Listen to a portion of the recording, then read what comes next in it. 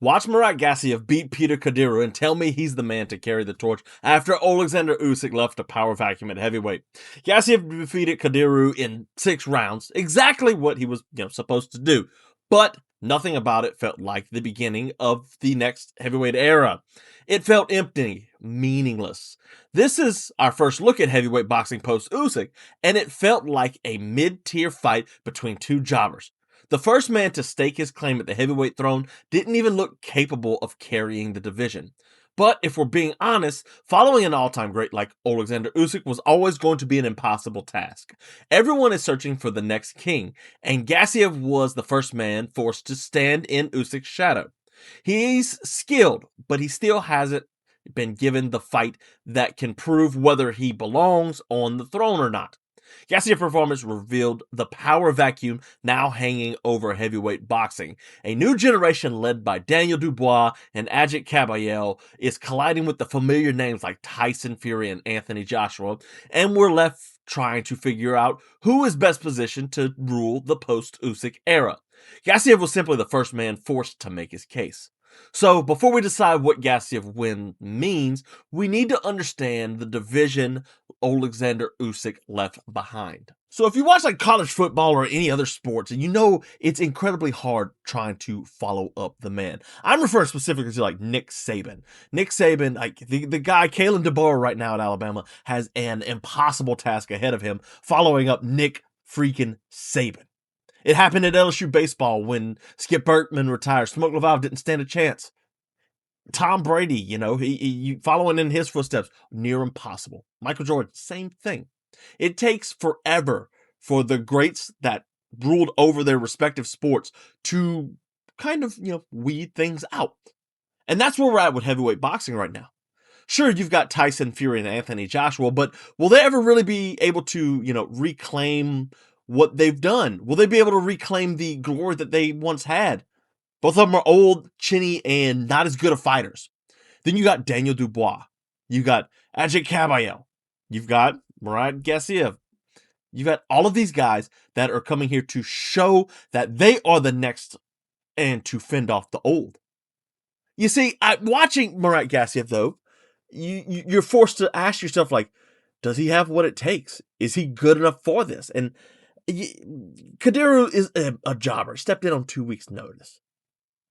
This was a huge step up for him. And while I did like some things about Murat Gassiev that we're going to talk about, what I did see from him defensively doesn't it doesn't put me in the mindset of, oh, he's going to beat Ajit Kabayel, or oh, he stands a chance against Daniel Dubois. It doesn't even I even question if he'll ever be able to beat Joshua and Tyson Fury. I'm not sold on Murat Gassiev, guys. I think he's a good boxer and he has some great qualities like his hand speed and his combinations.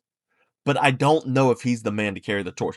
But he's here, and he has a belt. He was a regular champion, promoted to the new champion. Now that, what is it? IBF, IBO, whatever he got. There's too many of them, and I haven't really had a chance to keep up. But regardless, he's a champion. And now he's going to have to fight like it. He can't sit here and avoid the Kabayels. He can't avoid the Moses Atumas, like the Atumas out there. He can't avoid these guys. He's going to have to fight a Tyson Fury. And then we'll have questions like, oh, will he be able to handle Tyson Fury? I don't know. And it's an interesting thought because, Murat Gassiev, he's good. But he gets hit a lot. And we saw that against Kadiru. He got hit a lot. And if that's Tyson Fury, someone who can avoid, 4 or 5 punch combinations like Murat Gassiev throws, he could be in trouble. That is my concern with Gassiev. It's not the fact that he's not a talented boxer. He has very good ideas. He's very skilled. What I really worry about is his defense. Going from the masterful performance, even though we criticize Usyk's last fight against Rico Verhoeven not long ago, but going from that to what we saw with Gassiev, okay, Ring Magazine has him rated 9 or 8 or something like that. BoxRec has him ranked 4. I don't think he's that good. Fabio Wardley might beat him, he's that kind of a fighter. Now, this performance, though, he did look good. Make no mistake about that. Murat Gassiev, as much as I'm criticizing him, I am like holding him to the highest standard because of how vacant and the power vacuum left at heavyweight. But he did look good. His combinations were great. You know, he has those 5, 6, 7 punch combinations. Very reminiscent of what we see with David Benavidez. Not quite David Benavidez, but like that kind of thing, that kind of boxing where he's fast, like really quick striking.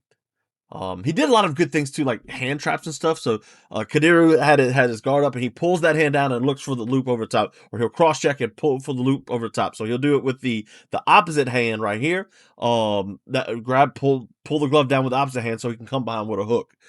He did a lot of that, and I was like, okay, cool. But that does tend to leave your opposite. So I'm reaching with this hand to pull the glove down, like that leaves this side, you know, open, wide open. And what happens when Daniel Dubois is like covered up? He's like, okay, come on, hand trap me again. Do it. I dare you.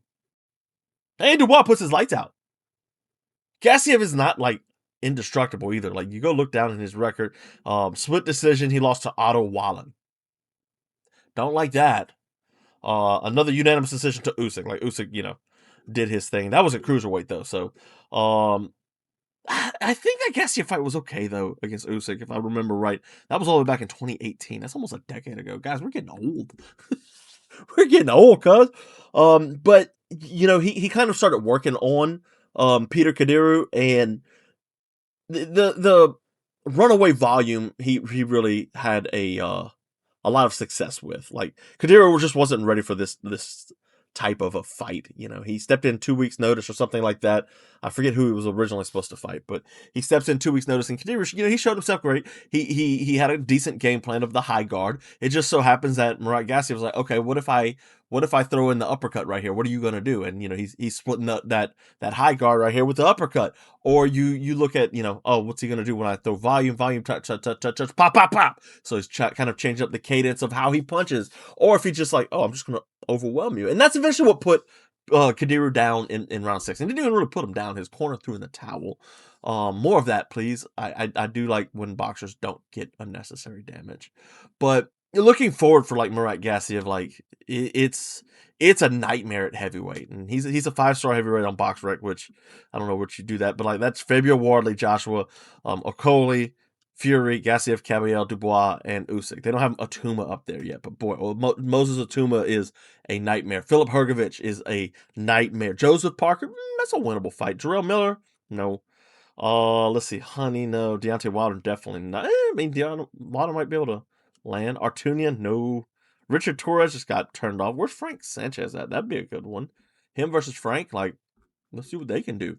Yeah, Frank knocked out Richard Torres on a big stage. I don't think he takes like a Tyson Fury type fight.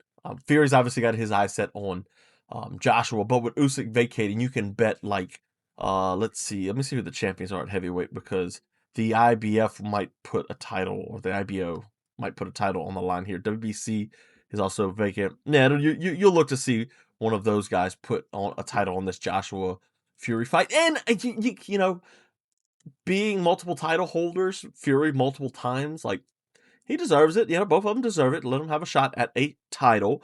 But if you're looking at Gassiev, like, Caballel's a tough ask. Like Caballel and Dubois are the two clear front runners for me. Post Usyk, obviously Usyk beat Dubois twice, and I really wanted to see him versus Caballel, but we didn't really get that opportunity.